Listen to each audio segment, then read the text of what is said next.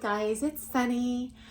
So I've previously posted 4 very long in-depth videos on some different paths you can take to becoming a ballroom dance teacher.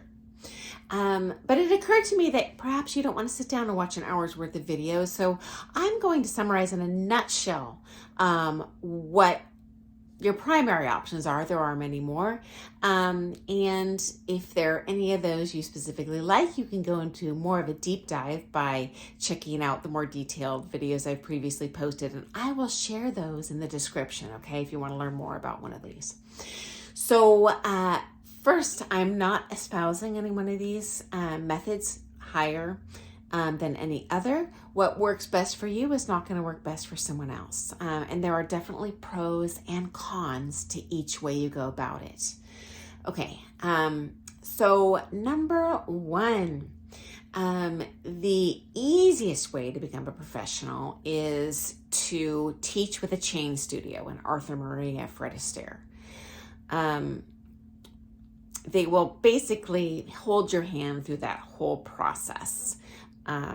And you really don't have to go in knowing anything. They'll train you a week in advance of what you're going to teach the next week. Okay.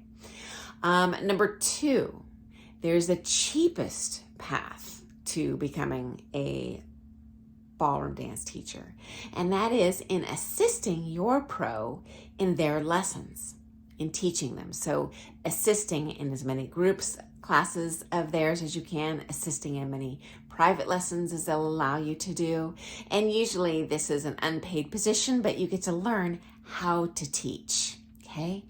I would not recommend pursuing this with your teacher unless they are very heavily booked though, because you don't necessarily want to emulate someone that isn't a popular teacher, because you probably aren't going to be either. So you might not know this, for 15 years, I owned the largest ballroom dance studio in the United States.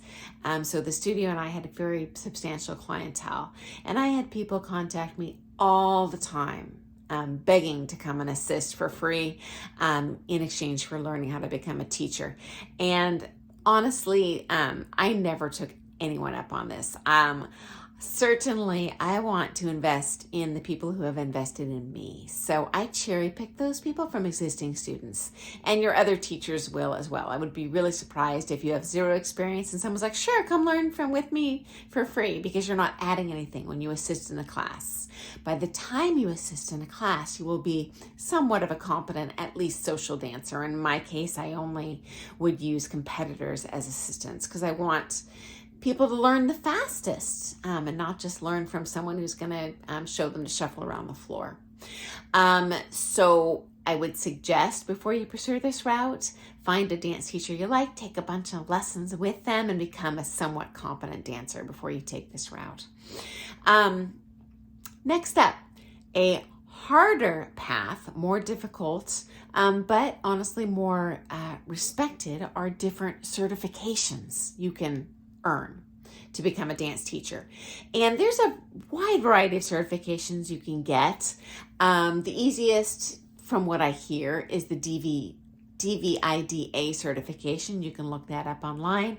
And I've hired people out of their program, and although they are not elite level teachers, they absolutely are good teachers. They know how to teach, they know how to cultivate clientele, and they're capable of doing it full time. So that's one option. The most kind of gold standard, highest respected certification you can get in our industry is called the ISTD, istd.org. And in that case, there's levels of exams, but it's a little bit harder to study for. But in both cases, you get kind of a textbook that you memorize. Oh, these are the heels, these are the correct toes, these are the correct beats you dance on. And you'll get kind of a little suitcase full of figures that you can teach, and you know you're teaching them correctly. And when you take your exams, you are asked verbally kind of, well, tell me, how to do a leads part of a natural turn. But you're also asked to demonstrate these patterns. So you will need to be able to demonstrate both an intellectual and a physical understanding of how these things are done. And that just helps if a studio is hiring you, know that you're actually a competent teacher. Even if you don't have a certification, you won't necessarily not be hired, especially if you have competition experience, but they'll at least want to see a video of you dancing and know that you're coming in and bringing something to the table. No one wants to throw their students to the wolves to an incompetent teacher, okay? And finally, the most difficult path that I shared with you, but certainly that has the most financial opportunity long term, is to become a successful competitor yourself. So you work your way up through the amateur ranks, through bronze, silver, gold, novice, pre-championship, championship. When you become a very accomplished dancer, you have the most to offer to your students. You can make them the best dancers in town, which means they're your own best advertising. And they'll want to stay with you long term because you have a lot more information to offer. Students are like heat-seeking missiles, and if they're serious about dancing, they will stay with it with a number of years doing it.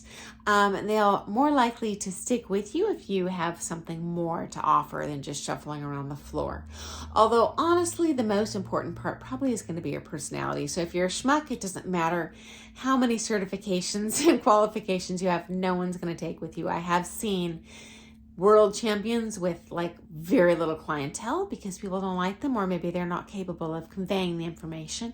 And likewise, I've seen pretty much just social dancers that are fully booked just because they have a lot of charm. They offer a lot of group classes. They offer a pretty substantial social program where their students go out to dinner together. They go to every dance together, and they create a social network with their clientele, and they cultivate their clientele that way.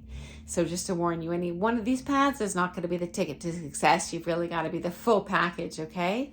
So if you have a story of how you turned pro, maybe how your teacher turned pro, suggestions you have, disagreements you have with what I'm saying, there are also additional ways to turn pro in addition to what I've shared with you today. I'm just trying to condense this into a 10-minute video. Absolutely share them in the comments because we have a lot of ballroom dance enthusiasts that enjoy this channel, and they would love to hear your stories, as would I. So again, make sure to give thumbs up. Even better if you subscribe, because I'm not monetized at all. I just do this because I enjoy seeing that you're finding the things I post to be entertaining or helpful, or both ideally. And if you have any questions, please comment below. I often find that people ask questions in the comments and I'm like, oh my gosh, I would have never thought of that, but so many people would love to hear about this, and I'll post a special video just on that for you. So thanks for joining me today, and I look forward to seeing you soon. I hope that was super helpful, guys. Bye.